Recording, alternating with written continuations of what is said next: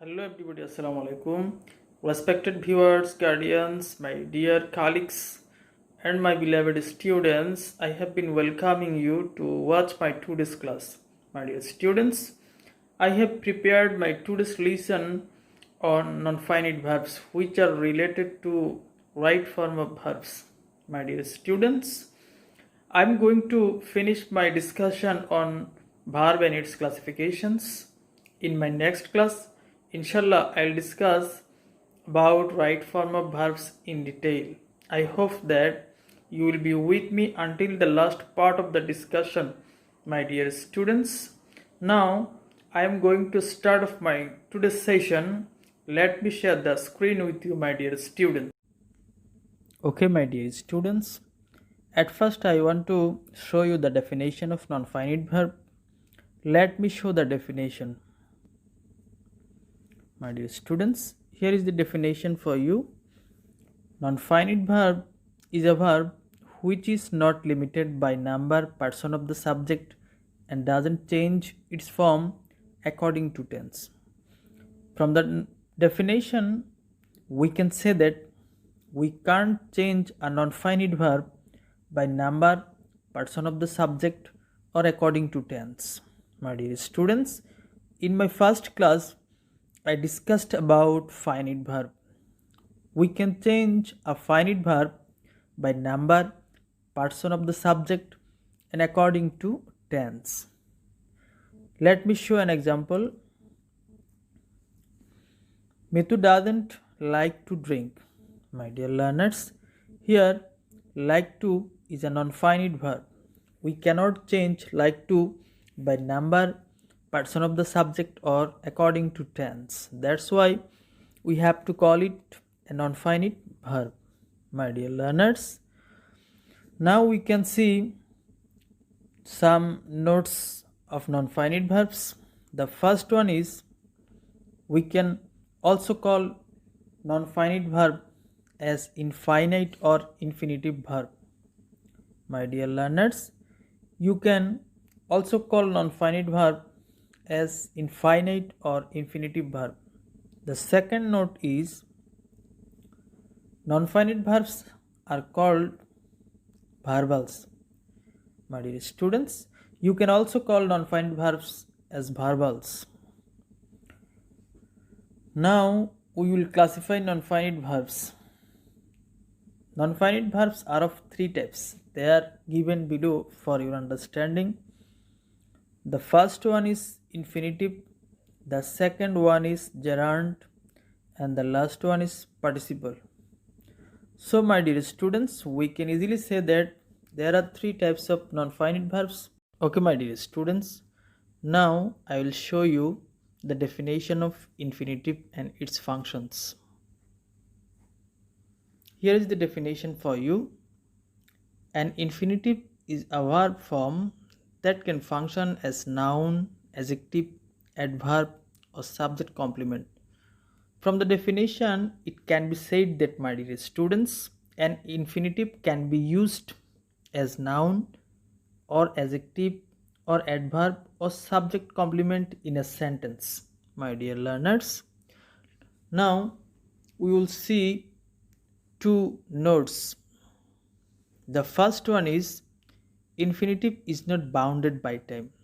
My dear learners, we cannot bound an infinitive by time. And the other note is if infinitive is used as subject, it will be considered as singular subject and will take singular verb.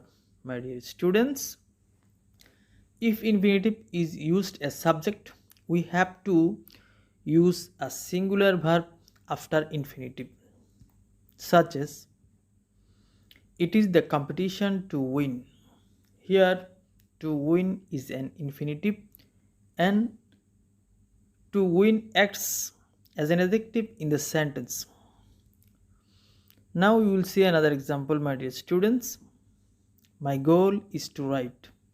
To write is an infinitive and acts as a subject complement in the sentence. My dear students, now we can see another example. The man failed to work. Here, to work is an infinitive and acts as an adverb in the sentence. Let me show another example, my dear students. To work is a good exercise. Here, to work is an infinitive and acts as a subject or noun in the sentence. My dear students, let me show another screen.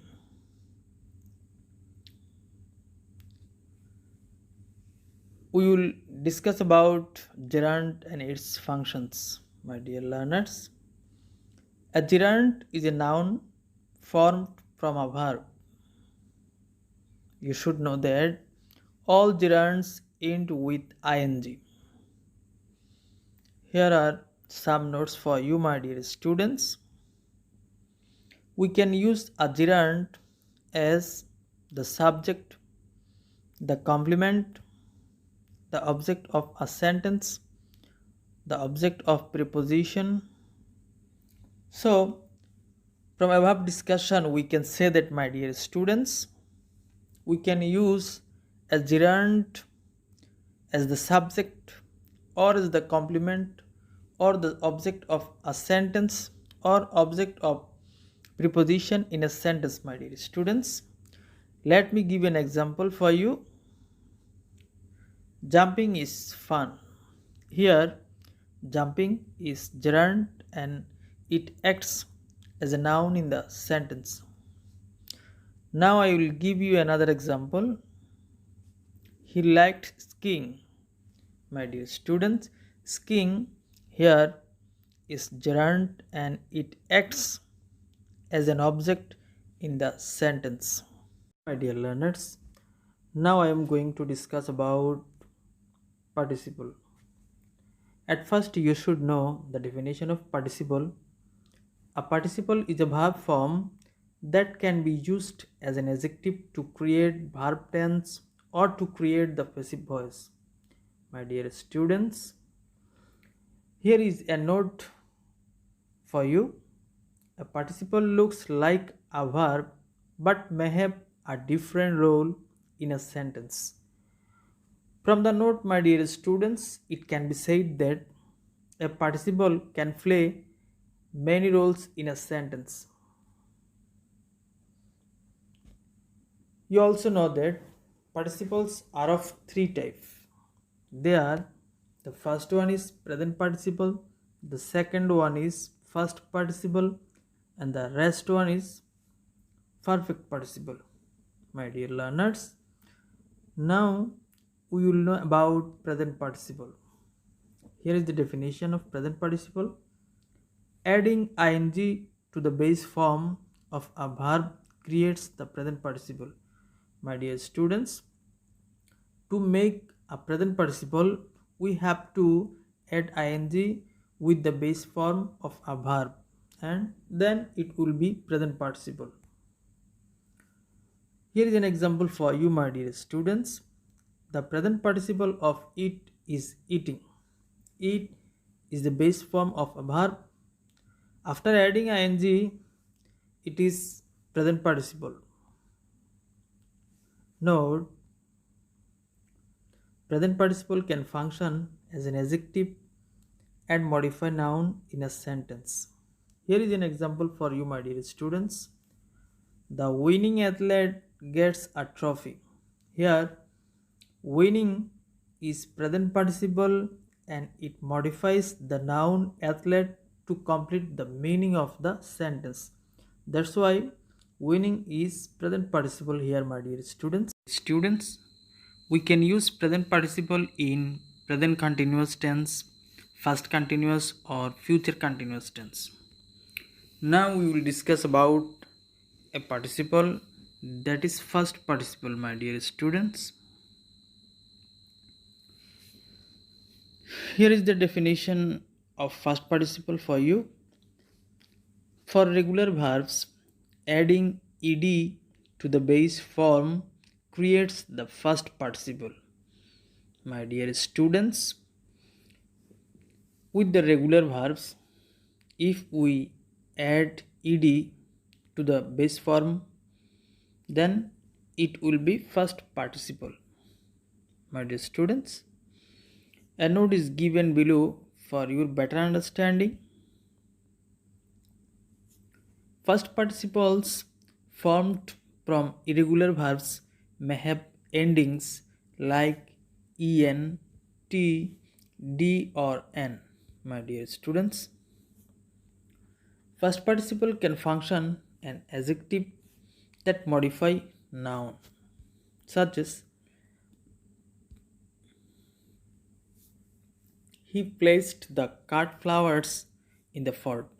Here, cart is first participle and it modifies the noun flowers to complete the meaning of the sentence. So, we can easily say that here cart is first participle and it modifies the noun flowers. My dear students, another example for you. I got the printed document. Here, printed is first participle and it modifies the noun document. My beloved students, through the discussion about perfect participle, I am going to finish my today's session. Now we will see the definition of perfect participle. Combining the word having with the first participle of a word creates the perfect participle. My dear students, here a note is given for your better understanding. Perfect participle demonstrates that an action was completed in the first. For example, having finished the work, I went to sleep. My dear learners, we can see that having finished here is perfect participle and it demonstrates that the work was completed in the first. Okay, dear students, now today this is all about my today's session. I hope that you will follow the rules and regulations regarding coronavirus given by the World Health Organization. Stay home, stay safe. Allah Hafiz.